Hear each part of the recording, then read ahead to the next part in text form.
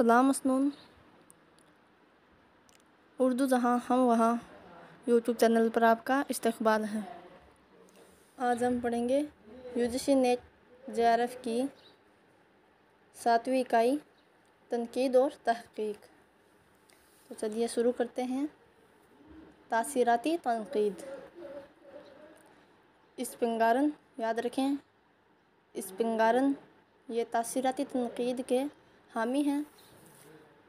اسپنگارن تاثیراتی تنقید کو جدید تنقید، تخلیقی تنقید کہتا ہے۔ اسپنگارن تاثیراتی تنقید کو جدید تنقید، تخلیقی تنقید کہتا ہے۔ والٹر پیٹر اور اسپنگارن کے ساتھ تیسرا نام آسکر وائلڈ کا ہے۔ ان تینوں نے تاثیراتی تنقید کے دبستان کی بنیاد کو مستحکم کیا۔ ان میں اسپنگارن کا نام سب سے نمایاں ہے۔ اگر پوچھا جائے اسپنگارن، والٹر پیٹر اور آسکر وائلڈ یہ تینوں ہی تاثیراتی تنقید کے حامی ہیں، تو ان تینوں میں سب سے اہم کس کو مانا جاتا ہے؟ اسپنگارن کو۔ پھر سے سنیں، اسپنگارن، والٹر پیٹر، آسکر وائلڈ یہ تینوں تاثیراتی تنقید کے حامی ہیں اور سب سے نمایاں مقام اسپنگارن کو حاصل ہے۔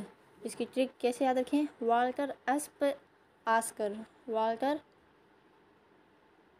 اسپ آسکر، والٹر پیٹر اسپ یعنی اسپنگارن، آسکر یعنی آسکر وائلڈ۔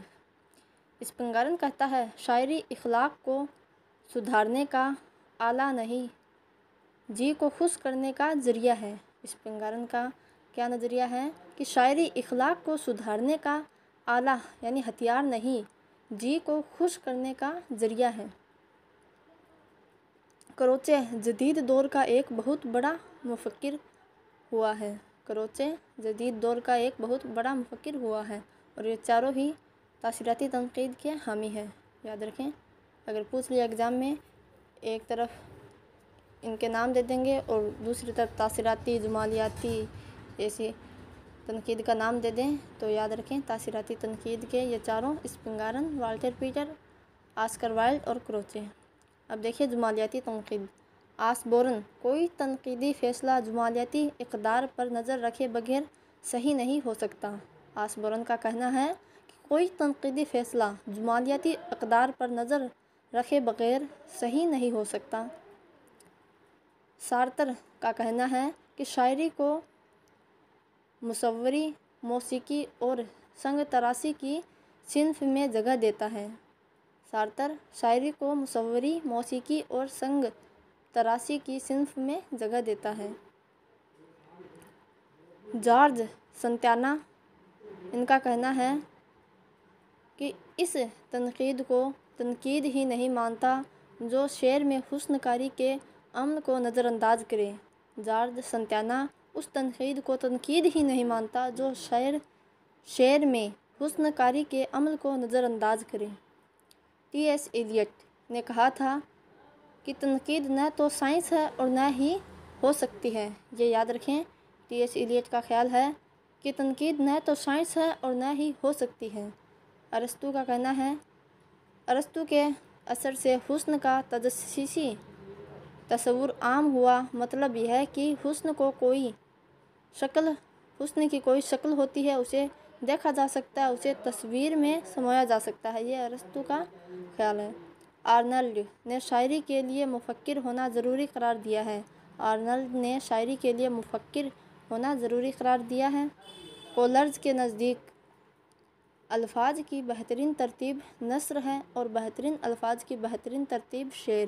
یاد رکھیں، کولرز کا کیا کہنا ہے کہ الفاظ کی بہترین ترتیب نثر ہے اور بہترین الفاظ کی بہترین ترتیب شعر۔ اور TS ایلیٹ کا کہ تنقید نہ تو سائنس ہے اور نہ ہی ہو سکتی ہے۔ اور کولرز کے نزدیک الفاظ کی بہترین ترتیب نثر ہے اور بہترین الفاظ کی بہترین ترتیب شعر۔ یہ یاد رکھیں۔ لمبرن کا کہنا ہے شاعری موسیقی سے زیادہ مصوری ہے۔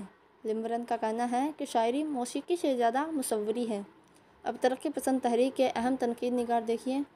اختر حسین سجاد ظہیر کے یہ ٹرک کا یاد کرنے کی اختر حسین سجاد ظہیر کے مجنوں ہوئے اور احتسام ممتاز حسین کے سردار بن گئی۔ اختر حسین رائے پوری، سجاد ظہیر مجنوں گورکھپوری، احتسام حسین اور ممتاز حسین اور علی سردار جعفری۔ آل احمد سرور 1911 میں ان کی ولادت ہوئی۔ 1911 میں ہی فیض احمد فیض کی ولادت ہوئی تھی۔ 2002 میں آل احمد سرور کی وفات ہوئی۔ ترقی پسند تحریک کے بارے میں لکھتے ہیں، ادب میں جاں انفرادیت سے آتی ہے، مگر آزاد، مکمل اور شاداب انفرادیت کو سماج کے تعلق سے زیادہ خون ملتا ہے۔ یہ آل احمد سرور کا ماننا ہے۔ طبقات الشعراء کا مصنف محمد بن سلام العجمی، یاد رکھیں طبقات الشعراء کا مصنف محمد بن سلام العجمی عربی کا پہلا نقاد ہے۔ وہ شاعری کو صنعت گری قرار دیتا ہے۔ یاد رکھیں عربی کا پہلا نقاد محمد بن سلام العجمی اور ان کی کتاب طبقات الشعراء، اور یہ شاعری کو صنعت گری قرار دیتا ہے۔ ابن قتیبہ شعر گوئی کے لیے شعوری کاوش اور تراش و خراش کو ضروری بتاتا ہے۔ ابن قتیبہ شعر گوئی کے لیے شعوری کاوش اور تراش و خراش کو ضروری بتاتا ہے۔ اچھے اور برے کے اعتبار سے شاعری کو 4 حصوں میں بانٹتا ہے۔ کون؟ ابن قتیبہ۔ قدامہ ابن جعفر حسن کاری کو شعر کے لیے ضروری مانتا ہے۔ ان کی تصنیف کا نام ہے نقد الشعر۔ یاد رکھیں محمد بن سلام العجمی کی کتاب کا نام ہے طبقات الشعراء اور قدامہ ابن جعفر کی کتاب کا نام نقد الشعر۔ جھوٹ کو شاعری کے لیے ضروری بتاتا ہے۔ قدامہ ابن جعفر جھوٹ کو شاعری کے لیے ضروری بتاتا ہے۔ ابن خلدون معنی الفاظ کے تابع ہے۔ یہ ان کا خیال ہے۔ اگر پوچھ لیا جائے کہ کس کے یہ بات کہی ہے کہ معنی الفاظ کے تابع ہیں، تو یاد رکھیں ابن خلدون نے۔ معنی پانی کے مانند اور الفاظ پیالے کے مانند۔ کئی بار پوچھا جا چکا ہے کہ معنی پانی کے مانند اور الفاظ پیالے کے مانند، یہ کس کا خیال ہے؟ تو ابن خلدون کا۔ تو آج سے ہم نے اس 7ویں اکائی کی شروعات کر دی ہے۔ انشاءاللہ دھیرے دھیرے اسے بھی مکمل کر لیں گے۔ آج کے لیے اتنا ہی۔ اللہ حافظ۔